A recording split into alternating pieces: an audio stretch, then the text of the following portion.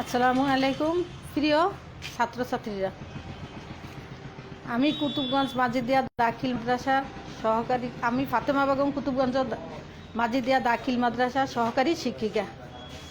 আমি আজকে তোমাদেরকে বাংলাদেশ বিশ্ব পরিচয়ের তৃতীয় অধ্যায়ের পরিবার শিশু বেড়ে ওঠা সম্পর্কে আলোচনা করব। পরিবার কি এ সম্পর্কে আমরা প্রথমে জানব। পরিবার হচ্ছে শিশুর বেড়ে ওঠা এবং একটি স্মৃতিকার।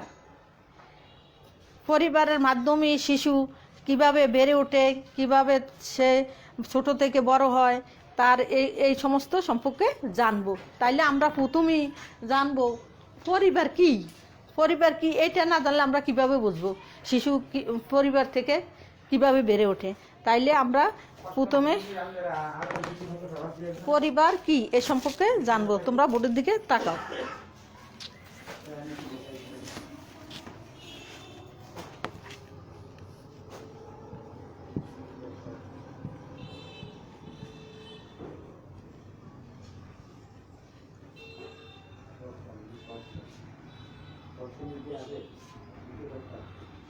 পরিবার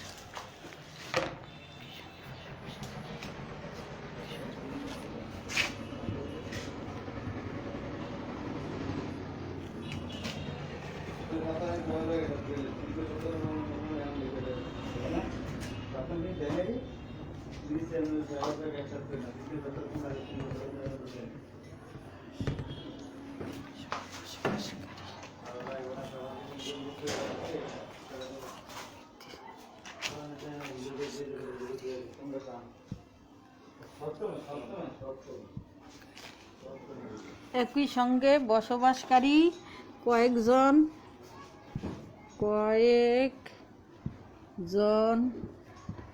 ব্যক্তির সমষ্টিকে পরিবার বলে। ব্যক্তির সমষ্টিকে পরিবার বলে। কে পরিবার বলে। এবার আমরা পরিবার কাকে বলে। পরিবার হলো এক বসবাসকারী কয়েকজন সমষ্টিকে পরিবার বলে। পরিবার একটি সামাজিক সংগঠন। পরিবার হলো একটি সামাজিক সংগঠন। কিছু পরিবার থেকে মানব জাতির বিকাশ ঘটে এবং সমাজে নানা অগ্রগতি রয়েছে। যেমন পরিবার একই সঙ্গে বসবাসকারী কয়েকজন ব্যক্তি সমষ্টিকে পরিবার বলে এবং যা বিয়ের মাধ্যমে, আত্মীয়তার মাধ্যমে, তারপরে পিতা মাতার সূত্রে বন্ধনের মাধ্যমে এই পরিবার সামাজিক প্রতিষ্ঠান গড়ে ওঠে। পরিবারে প্রত্যেক সদস্যের সুনির্দিষ্ট কিছু দায়িত্ব ও কর্তব্য রয়েছে। সদস্যদের মধ্যে গভীর সম্পর্ক থাকতে হবে। যে পরিবারের মধ্যে আমরা যে একটা পরিবারে অনেক সদস্যের ভিতরে সবার সাথে সবার গভীর সম্পর্ক থাকতে হবে এবং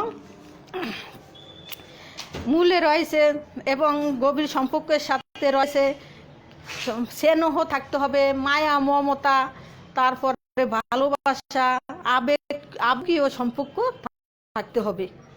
তাইলে সমাজের প্রাথমিক প্রতিষ্ঠান হয়ে গভীরভাবে নানা দায়িত্ব কর্তব্য পালন করতে পারবে। সকল সমাজই পরিবারে রয়েছে। সকল সমাজটা পরিবার রয়েছে। তবে সমাজের পরিবার ধরন এক রকম নয়। এবার আমরা এক এক পরিবারের এক এক রকম। তাহলে পরিবারের ধরন বিভিন্ন ধরনের হতে পারে। নিচে তা আমরা আলোচনা করব।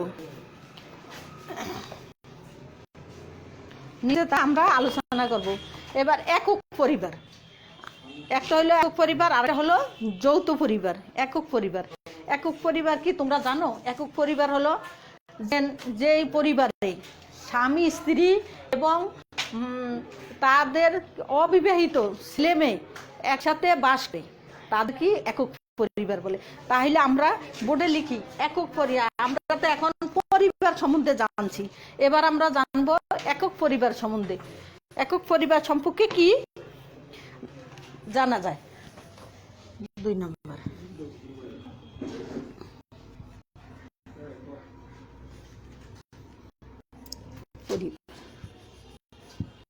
একক পরিবার। একক পরিবার যে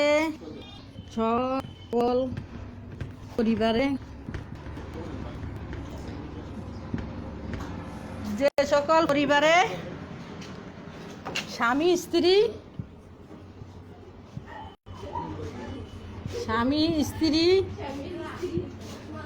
এবং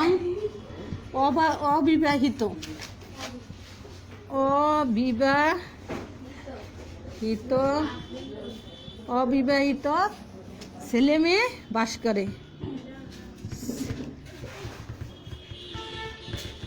ছেলে মেয়ে বুঝছো তোমরা? একক পরিবার হলো যে সকল পরিবারে স্বামী স্ত্রী এবং অবিবাহিত ছেলে মেয়ে বাস করে তাকে একক পরিবার বলে।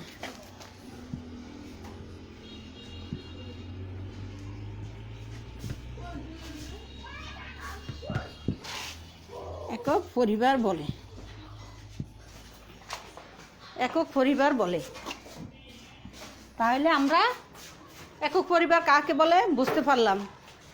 এবার আমরা যৌথ পরিবার ধরবো। একক পরিবারে সন্তান উপযুক্ত হলে বিয়ে করে আরেকটি পরিবার বাড়ানো যায় এবং সেটাও কি একক পরিবারের ভিতরে ধরা যায়। একক পরিবার সাধারণত শহর অঞ্চলেই বেশি দেখা যায়।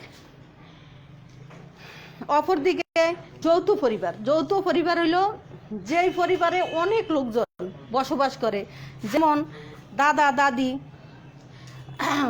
যেমন তোমার মা বাবা, তারপরে তোমার দাদা দাদি, চাচা ফুফু, এরা সহ আরও অনেকে বাস করে, যেমন 10 জন 8 জন 9 জন, তাদের কি একটা বড় পরিবার।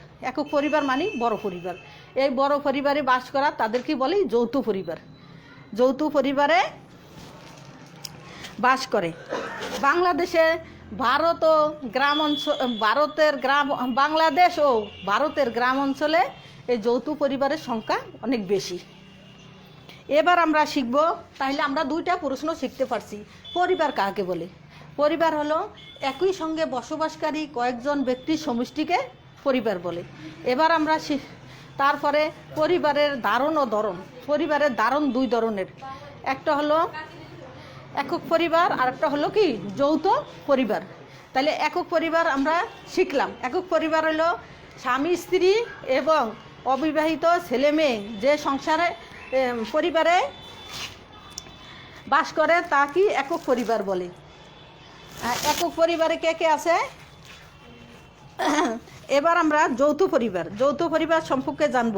যৌথ পরিবার হলো বাবা মা বাবা এবং দাদা দাদি, চাচা চাচি ফুফু এবং অন্যান্যরা বাস করে, তারাই হলো যৌথ পরিবারের সদস্য। ভারত এবং বাংলাদেশের এই অঞ্চলগুলোতে, গ্রাম অঞ্চলগুলোতে একক পরিবার দেখা যায়। এবার আমরা শিখব বাংলাদেশের গ্রাম ও শহরের পরিবার। বাংলাদেশের অধিকাংশ লোক গ্রামে বাস করে। তাদের পেশা কৃষিকাজ, তারা কৃষির উপর নির্ভরশীল, তাই তারা কৃষি কাজ করে তাদের জীবিকা নির্বাহ করে। এই জন্য গ্রাম অঞ্চলে যৌথ পরিবারের লোক সংখ্যা বেশি। যৌথ পরিবারে লোক সংখ্যা দেখা যায়। এবার আমরা তারপরে সীমিত আয়, যে তো দেখো তোমার দাদার যে জমি ছিল সেই জমি থেকে বন্টন করে, তোমার বাবা কৃষিকাজ করে, তারপরে এইভাবে পর্যায়ক্রমে জমি বন্টন হতে থাকে। এবার আমরা দেখব পার্ট 3-এ পরিবর্তন পরিবার ও শিশুর সামাজিককরণ এ সম্পর্কে আমরা আলোচনা করব। শিশুর এক সময় মা বাবা ভাই বোন দাদা দাদি সকলে মিলে পরিবারে বসবাস করত। এখন শহরের পরিবর্তনের ছোঁয়া গ্রামেও লেগেছে। এখন আগে ছিল কি গ্রামগঞ্জে মা বাবা ভাই বোন সবাই মিলে আমরা একসাথে বাস করতাম, আর এখন সেটা নয়। এখন এই শহরের যে গ্রামের যে অবস্থা, এখন শহরও তা দেখা যায়। একক পরিবার, ছোট পরিবার। একক পরিবার বলতে ছোট পরিবার নিজেদের সুখ স্বাচ্ছন্দ্য বিলাস জীবন ভোগ করার জন্য তারা একক পরিবারের কথা ভাবে। তারা কি পরিবারের অন্যান্য কথা ভাবে না। ফলে শিশু সামাজিককরণ এবং প্রভাব শুরু করে থাকে। শিশু একটি পরিবারের তথা সমাজের যেভাবে সামাজিক গড়ে ওঠার কথা, কিন্তু শিশু সেভাবে গড়ে উঠতে পারে না। একটি শিশুকে পরিবারে জন্ম নিয়ে বেড়ে উঠতে হবে। তখন পরিবার যদি ভালো না হয়, সুন্দর না হয়, তাহলে শিশু কি ভালোভাবে বেড়ে উঠতে পারবে? না, পারবে না। তাই শিশুকে প্রথমেই তার মা শিশু প্রথম তার থেকে ভাষা শিখবে, তার মায়ের থেকে ভাষা শিখবে। মা যদি শিশুকে সুন্দর সহকারে ভালোভাবে যদি না শিক্ষা দেয়, তাহলে শিশু জগতে সুন্দর করে গড়ে উঠতে পারবে না। তাই পরিবার হলো গুরুত্বপূর্ণ একটি শিক্ষা প্রতিষ্ঠান।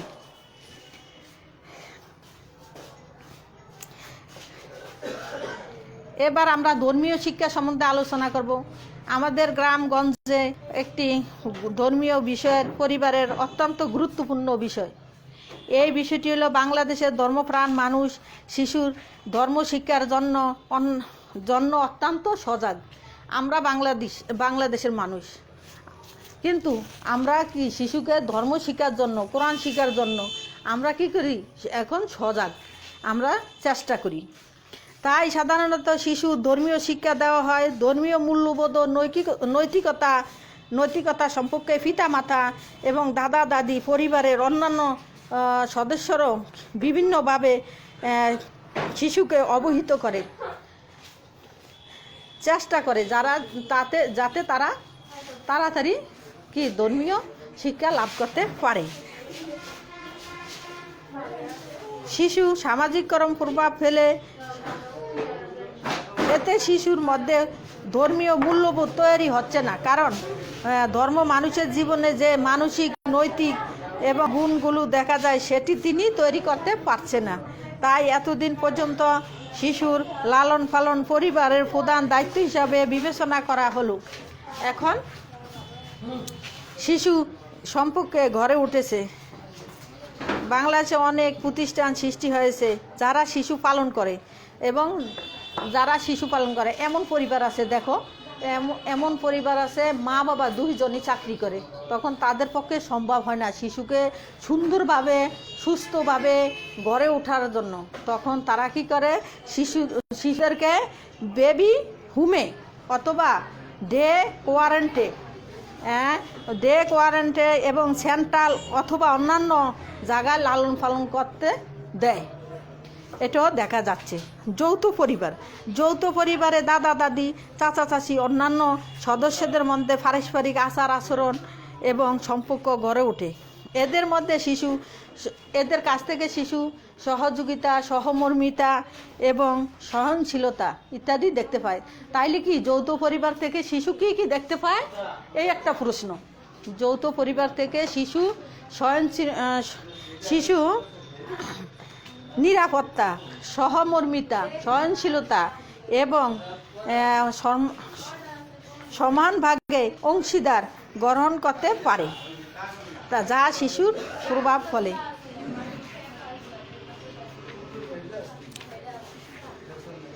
পরিবারে অনেক দায়িত্ব রয়েছে, যা রাষ্ট্রীয় ও লালন পালন। শিক্ষা বিনোদন।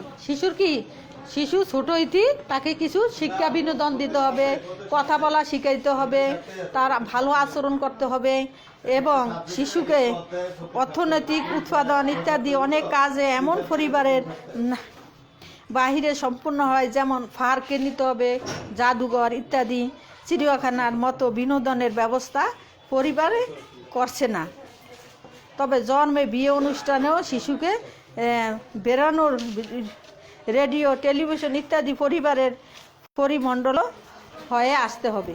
এবার আমরা শিশু মানসিককরণ পার্ট সাইড বইয়ের পার্ট সাইডে দেখো, শিশুর মানসিকরণ, পরিবারের সদস্য তাদের সম্পর্কীয় ভূমিকা, পরিবারের সামাজিককরণের গুরুত্বের মাধ্যমে শিশুর জীবনে ভালো খারাপ পরিবার থেকে কি সামাজিককরণ হয়। শিশুর প্রথম পরিবার থেকে শিশু বুঝতে পারে যে তাদের সামাজিককরণটা পরিবার থেকেই হয়। পরিবারে যদি ভালোভাবে শিশুকে লালন পালন করে এবং ভালোভাবে শিক্ষা দেয়, তাইলে আস্তে আস্তে শিশু বড় হয়ে ওই পরিবেশেরই হবে। যেমন একজন মাই পারে তার সন্তানের প্রতি ভালো যত্ন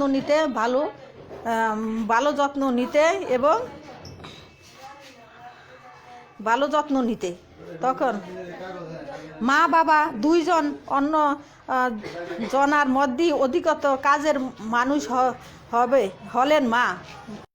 দুইজনের দায়িত্ব, কিন্তু সবচেয়ে বেশি দায়িত্ব হলো কার? মা ছেলের শিশুর বেশি দায়িত্ব নিতে হয়। তাই সামাজিকরণ প্রথমে সূত্রপাত ঘটে মার কাছ থেকে। শিশুর খাদ্যাভ্যাস মাই করতে হবে। শিশুকে কে খাওয়াইতে হবে? মাই খাওয়াইতে হবে। এবং শিশুর সমস্ত লালন পালনের দায়িত্ব মা দিতে হবে। মা শিশুকে প্রথমে বর্ণ শিখাতে হবে, শব্দ শিখাতে হবে, তারপরে ছড়া শিখাতে হবে। এই জন্য সব কিছুর মূলই রয়েছে মা। এই জন্য নেপোলিয়ন বলেছেন, তোমরা আমাকে একটি জাতি দাও, আমি তোমাদেরকে একটি শিক্ষিত, তোমরা আমাকে একটি মা দাও, আর আমি তোমাদেরকে একটি শিক্ষিত জাতি দিব।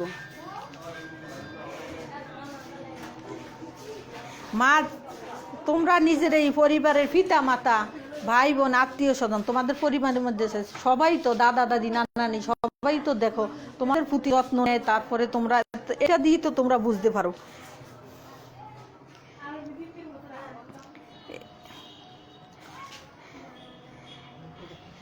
শিশুর সুস্থ সামাজিককরণের জন্য সুন্দর পরিবেশের প্রয়োজন। এই জন্য প্রয়োজন পিতা মাতা, মা বাবা ভাই বোন সবাই তাকে যত্ন সহকারে শিখানো।